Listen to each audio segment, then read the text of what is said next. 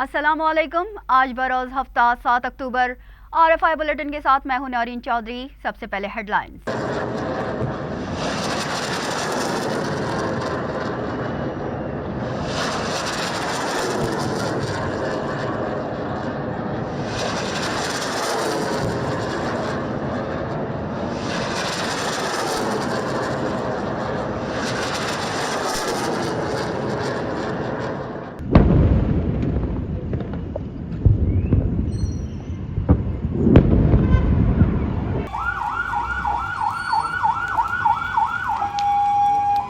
فلسطین اور اسرائیل کے درمیان نئی جنگ چھڑ گئی۔ غزہ سے فائر کیے گئے راکٹ سے خاتون سمیت 22 افراد ہلاک، متعدد زخمی۔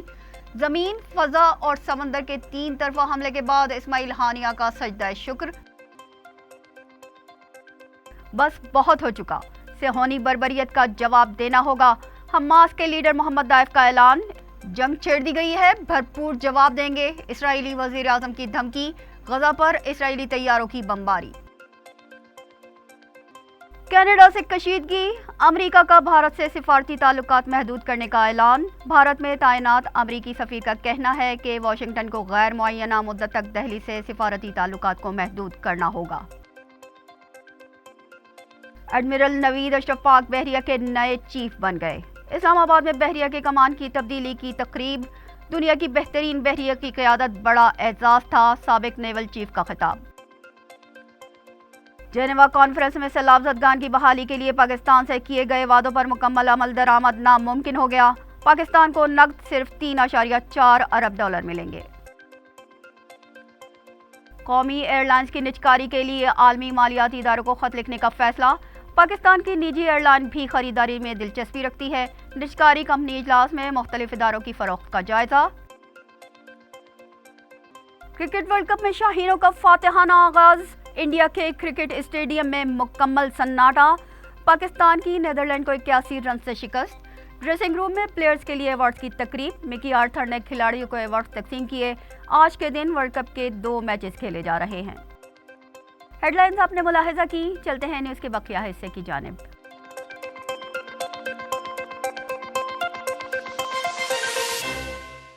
فلسطین اور اسرائیل کے درمیان نئی جنگ چھڑ گئی۔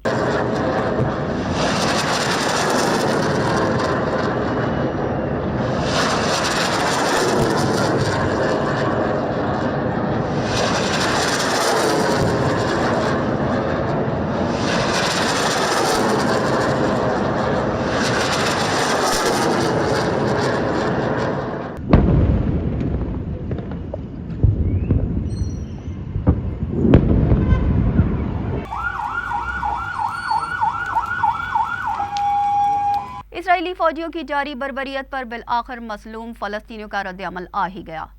فلسطینی تنظیم حماس کے مطابق صہیونی فوج کے بڑھتے مظالم کے جواب میں اسرائیل پر راکٹ فائر کیے گئے۔ غزہ سے فائر کیے گئے راکٹ سے خاتون سمیت 22 افراد ہلاک، متعدد زخمی۔ زمین، فضا اور سمندر کے 3 طرفہ حملے کے بعد اسماعیل ہانیہ کا سجدہ شکر۔ حماس کے لیڈر محمد دائف کا کہنا ہے کہ بس بہت ہو چکا، اب طاقت کا جواب طاقت سے دیں گے۔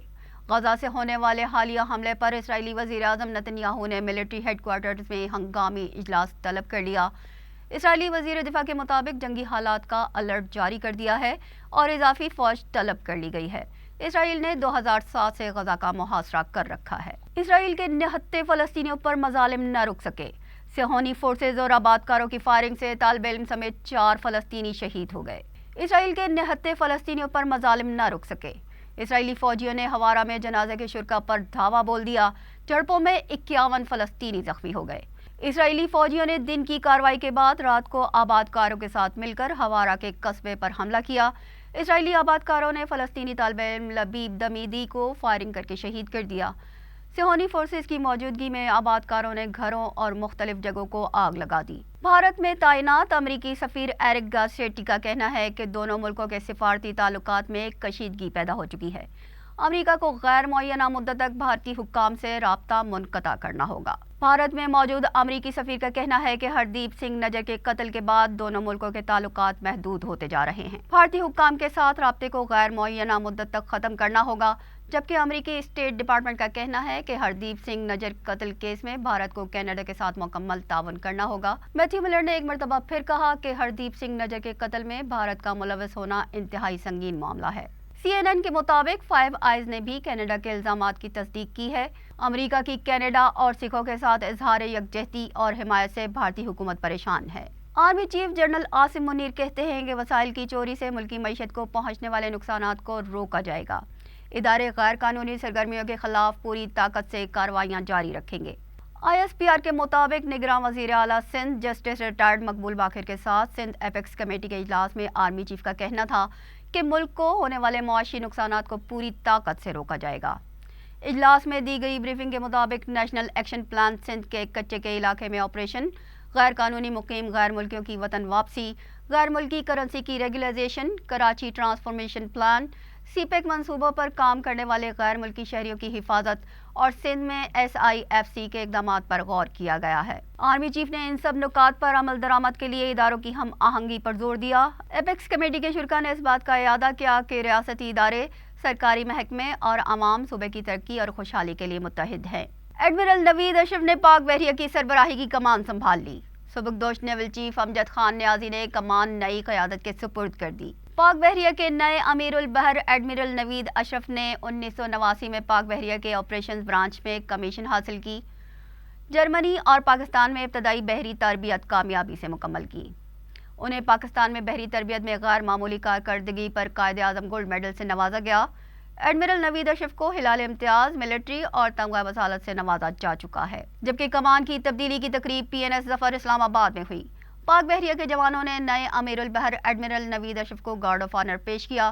اس موقع پر سابق چیف نے کہا کہ یہ میرے لیے اعزاز کی بات تھی کہ دنیا کی بہترین بحری فوج کی قیادت کرتا رہا۔ مستقبل کے چیلنجز سامنے رکھتے ہوئے صلاحیتوں کو مزید بڑھانا ہوگا۔ پاکستان مشترکہ کوششوں اور تعاون پر یقین رکھتا ہے، کیونکہ بلیو اکانومی کسی بھی ملک کے لیے انتہائی اہم ہوتی ہے۔ سیلاب زدگان کی بحالی کے لیے جنیوا کانفرنس میں کیے گئے $10.9 ارب کے وعدوں میں سے صرف $3.4 ارب ہی مل سکیں گے۔ عالمی عطیات دہندگان کی جانب سے سیلاب زدگان کی بحالی کے وعدے کے جائزے سے معلوم ہوا ہے کہ پاکستان انفراسٹرکچر کے پروجیکٹس کے لیے $3.4 ارب ہی وصول کر پائے گا۔ جنیوا میں منظور کردہ $10.9 ارب کے ہونے والے وعدوں کا بڑا حصہ تو اجناس، تیل کی سہولت اور پہلے سے حاصل شدہ رقوم میں ایڈجسٹ ہو جائے گا۔ اسلامی بینک میں $4.2 ارب کی ITFC کے ذریعے اجناس اور 3 سال تیل کی فائنانسنگ کرنے کا وعدہ کیا ہے۔ سعودی عرب نے $1 ارب کی تیل کی سہولت رواں سال دسمبر تک دینے کا وعدہ کیا تھا۔ اسی طرح باقی $4.5 ارب ہی پاکستان کو مل سکیں گے، جس سے سندھ میں 6، بلوچستان میں 5 اور خیبر پختونخوا میں ایک منصوبے کو مکمل کیا جا سکے گا۔ کابینہ کمیٹی نے پاکستان انٹرنیشنل ایئر لائنز کی نجکاری کے لیے مالیاتی مشیروں کی براہ راست خدمات حاصل کرنے کی منظوری دے دی۔ نگراں وفاقی وزیر نجکاری فواد حسن فواد کی زیر صدارت کابینہ کمیٹی کا اجلاس ہوا، جس میں طوالت سے بچنے کے لیے مالیاتی مشیروں کی خدمات براہ راست حاصل کرنے کا فیصلہ کیا گیا۔ اشتہارات کے بجائے 25 عالمی مالیاتی اداروں سے براہ راست تجاویز طلب کی جائیں گی اور ان میں سے کسی ایک کی خدمات حاصل کر لی جائیں گی۔ اس طرح اشتہار میں لگنے والے 2 ماہ کا وقت بچ جائے گا۔ وفاقی وزیر نجکاری فواد حسن فواد کے مطابق قومی ادارے کو گزشتہ سال 86 ارب روپے کا نقصان ہوا، جبکہ رواں برس 153 ارب روپے کا نقصان ہو سکتا ہے۔ حکومت PIA کے 51% حصے فروخت کرنے کا ارادہ رکھتی ہے۔ ایک پاکستانی ایئر لائنز نے قومی ایئر لائنز کی خریداری میں دلچسپی ظاہر کی ہے، جبکہ PIA کے لاڑکانہ میں سمبارا ان ہوٹل کے قاعدے سے ہٹ کر سندھ حکومت کو دینے کا انکشاف ہوا ہے۔ آڈیٹر جنرل پاکستان کے انکشاف کے مطابق 1 ارب 15 کروڑ کی مالیت کے ہوٹل کی حوالگی میں ایئر لائنز کے ورکس ڈپارٹمنٹ کی بے قاعدگی سامنے آئی ہے۔ یہاں وقت ہوا ہے بریک کا، بریک کے بعد دوبارہ حاضر ہوتے ہیں۔